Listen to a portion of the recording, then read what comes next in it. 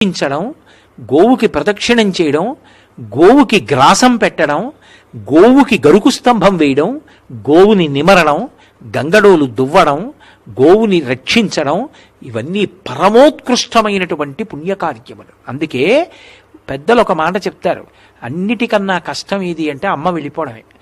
అమ్మని చూడాలి అంటే ఆవుని చూస్తే చాలు. ఆవు వంక చూస్తే అమ్మ వంక చూసినట్టే. నా పుట్టినరోజు నాడు అయ్యో మా అమ్మ లేదే, పాపం నా పుట్టినరోజుకి తొక్కుళ్ళడ్డు చేసి పెట్టేదే, ఆశీర్వచనం చేసేదే అనిపించింది అనుకోండి, ఆవు పాలు తెచ్చుకు తాగాననుకోండి, మా అమ్మ చేత్తో చేసి పెట్టిన ప్రసాదం నేను తినేసినట్టే.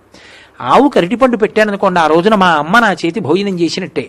గోవుకి ప్రదక్షిణం చేస్తే మా అమ్మకి నేను నమస్కారం చేసేసినట్టే. అందుకే గోమాత జనకమాతలాగా నిలబడుతుంది. అందుకే పాలు లేని పిల్లలకు ఆవు పాలు అంటారు. పశువుల నుండి వచ్చేటటువంటి పాలు రజోగుణ తమోగుణాలు కల్పిస్తాయి. అందుకే